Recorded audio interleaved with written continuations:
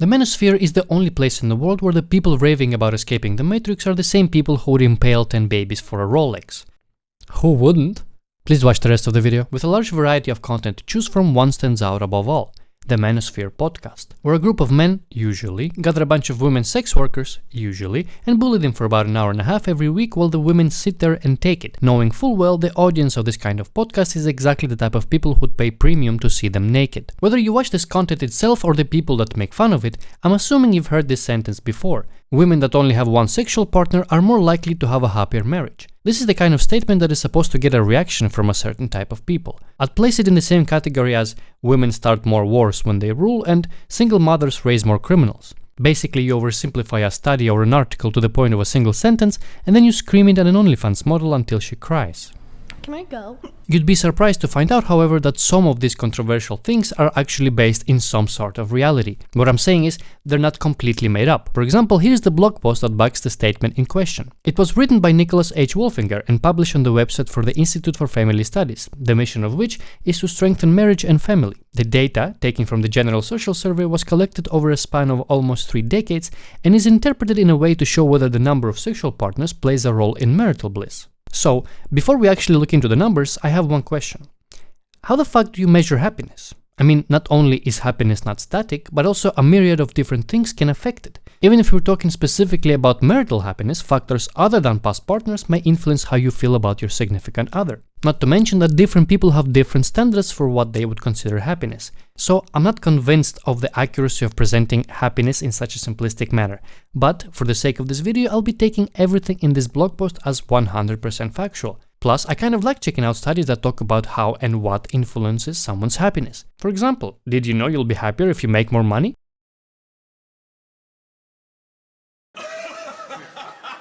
Alright, enough blah blah, let's go. Table 1 shows the number of sexual partners and the corresponding percentage of women that reported a happy marriage. We can immediately note that the women who have had only one sexual partner are the happiest, with 64% of them reporting a happy marriage. What follows is a decrease in happiness as the number of partners goes up, all the way to the 6 to 10 lovers category, where only 52% of women report a happy marriage. The 52%, as low as the number is also as low as it gets, because in the category right after, 11 to 20 partners, the happiness percentage shoots back up to 59%.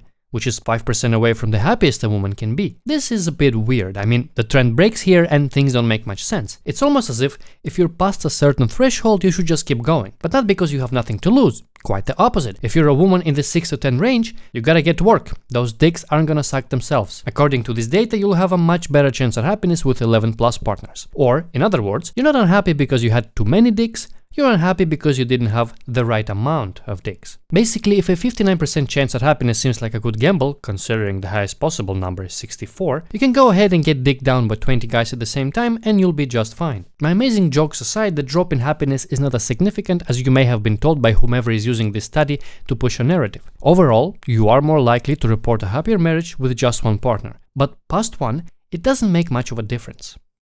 This is where I was gonna write 3 sentences about how we shouldn't shame anyone for being a slut and end the video there. But then, I completely accidentally scrolled a bit lower on the blog post and found that there are numbers on men as well, which is something that is rarely brought up, since the people using this study to shame women for sleeping around are also spreading the good message of the fuckboy life. So, my honest to God truth body count, bro, no cap. You ready for it?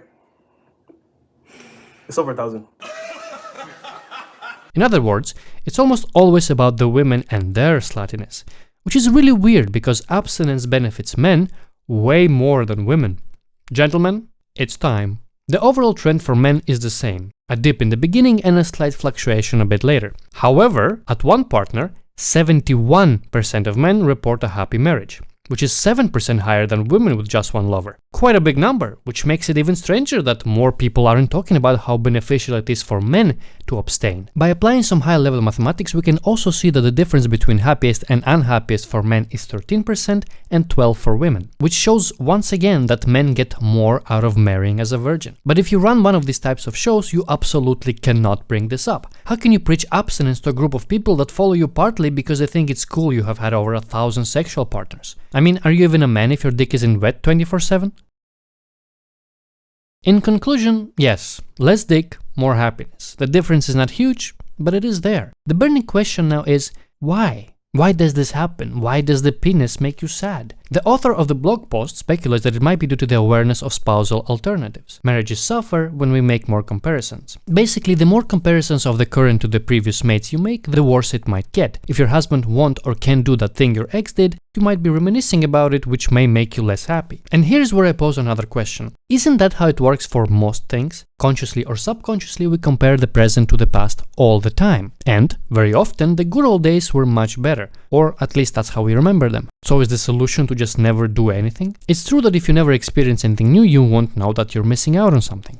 You can be sad about not being able to go on a water slide if you've never even seen one. But must you deprive yourself of any kind of new experience because it may or may not impact your happiness slightly? The answer to this question is different for everybody, I'm sure. But with the exception of things that may pose a health risk, I seriously doubt that people are drawing lines and rejecting new experiences, encounters, or adventures for the purpose of a slightly happier future. Should you avoid renting a new apartment because comparing it to a previous one might make you less happy? If need be, are you not supposed to move to another country because you may realize that you prefer one climate to the other? Is the road to happiness complete abstinence from any pleasure? Let's follow through with this logic. Let's say that you should not do anything at all, ever. Don't read, don't watch, don't go out. Lock yourself in a room till you're of age, get married, that's it. Be clueless, dumb, and happy. Be entertained by the simplest of things, since you're not doing anything fucking ever, and spend your evenings watching ice melt. What a life, huh? But even if we don't take it to this level and just stay away from premarital sex, in the end, is it really worth it? Like, even if you never sleep around, which is not an incredible feat, people do it, but even then,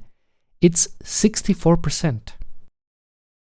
I'd originally written about 2 more pages where I just argued for and against abstinence from any kind of pleasure, and during the writing process I kept going back and forth on the issue. But then I realized that even though the article itself might be food for thought, the people you've heard about this from are just using it to shame those that sleep around. Let me correct myself quickly here. They use it to shame women that sleep around. The information from this blog post is not used to start a discussion or even to warn women about what can affect their futures. It's used to shame the ones for whom it's already too late.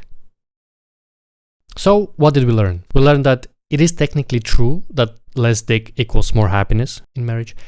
We learned that it is way more beneficial for men to abstain. And we learned that the difference for both sexes is not that big. I mean, my takeaway from this is that I might as well get my dick sucked a couple more times. Because in the end, I don't lose that much. And I don't even want to get married. So I have a 100% chance at happiness. Marriage bad. This joke was brought to you by boomerjokes.com. In any case, do whatever the fuck you want. Sleep with people, don't sleep with people. Shoot heroin, snort heroin, smoke heroin. Do whatever the fuck you want. I'm not your mother. Unless you want me to be. 555-333-666. Call now or visit rentamother.com. Family support only, strictly non-sexual. I have no idea how to end this video.